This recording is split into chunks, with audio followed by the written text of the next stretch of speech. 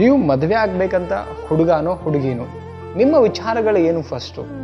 ಈಗೇನಾಗುತ್ತೆ, ಕೆಲವರಿಗೆ ಬಂಗಾರ ಬೇಕಾಗಿಲ್ಲ, ರೈಟ್, ಇನ್ನು ಕೆಲವರಿಗೆ ಲಕ್ಸುರಿ ಲೈಫ್ ಬೇಕಾಗಿಲ್ಲ, ಸಣ್ಣ ಪುಟ್ಟ ಚಿಕ್ಕ ಚಿಕ್ಕ ಆಸೆಗಳನ್ನು ನೆರವೇರಿಸುವಂಥ ಹಸ್ಬೆಂಡ್ ಇದ್ದಾನ. ಆ್ಯಂಡ್ ನನ್ನ ಯೋಚನೆ ಹೀಗಿದೆ, ಆ ಥರದ್ದು ಅವನಲ್ಲಿ ಆ ಯೋಚನೆಗಳಿದೆಯಾ? ನನ್ನ ಯೋಚನೆಗಳ ಮೇಲೆ ಇಂಟ್ರೆಸ್ಟೆಡ್ ಇದ್ದಾನ ಆ ವ್ಯಕ್ತಿ? ಆ್ಯಂಡ್ ನನ್ನ ಯೋಚನೆಗಳನ್ನು ಒಪ್ಕೊಳ್ಳುವಂಥ ವ್ಯಕ್ತಿ ಇದ್ದಾನ? ಇದನ್ನ ಎಷ್ಟು, ಯಾಕಂದರೆ ನಾವು ಬದುಕು ಸಾಗಿಸ್ತಿರೋದು ಫೈನಲಿ ಯೋಚನೆಗಳ ಮೇಲೆ. ಇದು ಫಸ್ಟ್ ನಾವು ನೋಡಬೇಕಾಗಿರೋದು. ಆ್ಯಂಡ್ ಎರಡನೇದೇನು ಅಂತ ಹೇಳಿದರೆ, ಆ ವ್ಯಕ್ತಿ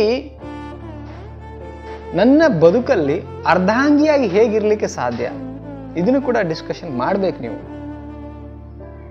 ನೋಡಿ ತೂಗಿ ಅಳೆದು ಅದಾದ್ಮೇಲೆ ಪ್ರಪೋಸಲ್ನ ಒಪ್ಕೋಬೇಕಾಗತ್ತೆ. ಯಾರೋ ಮನೇಲಿ ತೋರಿಸಿದ್ರು ಅಂತ ಸಡನ್ಲಿ ಒಪ್ಕೊಳ್ಳೋದಕ್ಕಿಂತ ಅರ್ಧಾಂಗಿ ಅರ್ಥ ಅಂತ ಹೇಳಿದ್ರೆ ಪ್ರತಿಯೊಂದು ವಿಚಾರದಲ್ಲೂ ಕೂಡ, ಸಣ್ಣ ಪುಟ್ಟ ವಿಚಾರಗಳಲ್ಲೂ ಕೂಡ ಮೆಚುರಿಟಿ, ಅಂದರೆ ಆ ಸಣ್ಣ ಪುಟ್ಟ ವಿಚಾರಗಳನ್ನು ಕೂಡ ವಿಚಾರ ಮಾಡುವಂಥ ಮೆಚುರಿಟಿ ಬೆಳೆದಿದೆಯಾ, ಇದೆಲ್ಲ ನೋಡಬೇಕಾಗತ್ತೆ ನಾವು. ಸಣ್ಣ ವಿಚಾರಕ್ಕೆ ಕೆಲವರು ದೊಡ್ಡ ಲೆವೆಲಿಗೆ ಜಗಳ ಮಾಡಿ ಡೈವರ್ಸ್ ಆಗೋ ಲೆವೆಲಿಗೆ ಹೋಗ್ತಾರೆ. ಸಣ್ಣ ಪುಟ್ಟ ವಿಚಾರಗಳನ್ನು ಅಡ್ಜಸ್ಟ್ ಮಾಡ್ಕೋಬೇಕು ಲೈಫಲ್ಲಿ. ಓಕೆ, ಸೊ ಇದನ್ನು ನೋಡಬೇಕಾಗತ್ತೆ.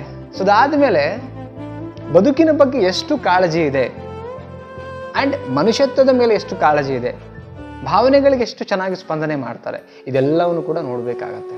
ಯಾಕಂದರೆ ನಾವು ಮದುವೆ ಆದಮೇಲೆ ಮನುಷ್ಯರ ಬದುಕುವಂಥದ್ದು, ಸಂಸಾರ ಮಾಡುವಂಥದ್ದು. ಯಾವುದೇ ಮಷಿನ್ಗಳಿರಲ್ಲ ಅಲ್ಲಿ. ಒಬ್ಬ ವ್ಯಕ್ತಿ ಇರ್ತಾನೆ, ಇನ್ನೊಂದು ಮಷಿನ್ ಇರುತ್ತೆ, ಈ ಥರದ್ದಿಲ್ಲ ಅಲ್ಲಿ. ವ್ಯಕ್ತಿಗಳ ಮಧ್ಯೆ ಒಂದು ಸಂಸಾರ, ಒಂದು ಜೀವನ ಸಾಗಬೇಕಾದ್ರೆ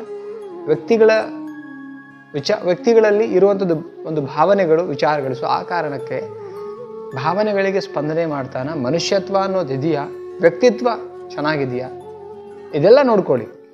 ದುಡಿಮೆ ಇದು ಎಲ್ಲರೂ ಮಾಡ್ತಾರೆ, ಹೇಗೋ ಒಂದು ಲೈಫ್ನ ದುಡಿದ್ಬಿಟ್ಟು ಸಾಗಿಸಬಹುದು, ಇಲ್ಲ ಅಂತ ಹೇಳ್ತಿಲ್ಲ. ಆದರೆ ಭಾವನೆಗಳಿಗೆ ಸ್ಪಂದನೆ ಮಾಡದೇ ಇರೋ ಒಂದು ಗುಣ ಇದ್ದರೆ, ಅಥವಾ ನಿಮ್ಮ ಯೋಚನೆಗಳಿಗೆ ಸಪೋರ್ಟಿವ್ ಆಗಿ ಇಲ್ಲ ಅಂದರೆ, ಬದುಕು ನೀವು ಅಂದ್ಕೊಂಡಿದ್ದ ಥರ ಖುಷಿಯಾಗಿ ನಡೆಸೋದು ಭಾಳ ಕಷ್ಟ ಆಗುತ್ತೆ. ಸೊ ಮೇಜರಾಗಿ ಬಾಳ ಸಂಗಾತಿನ ಆಯ್ಕೆ ಮಾಡ್ಕೊಳ್ಳೋ ವಿಚಾರದಲ್ಲಿ ಇವುಗಳನ್ನ ನೋಡಬೇಕು.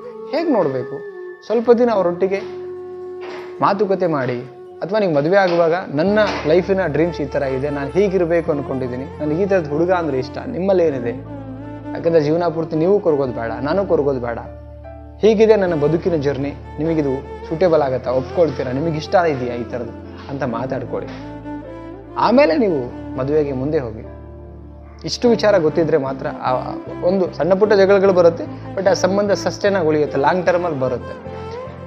ಇದು ನಿಮಗೆ ನಿಜ ಅನಿಸಿದ್ರೆ ಕಮೆಂಟ್ ಸೆಕ್ಷನಲ್ಲಿ ಕಮೆಂಟ್ ಮಾಡಿ, ವಿಚಾರಗಳು ನಿಜ ಅನಿಸಿದ್ರೆ. ಆ್ಯಂಡ್ ವಿಡಿಯೋಗೆ ಸಣ್ಣದಾಗಿ ಲೈಕ್ ಮಾಡಿ, ಚಾನಲ್ಗೆ ಸಬ್ಸ್ಕ್ರೈಬ್ ಮಾಡಿ, ಆ್ಯಂಡ್ ಎಲ್ಲ ನಿಮ್ಮ ಫ್ರೆಂಡ್ಸ್ಗಳಿಗೆ ಶೇರ್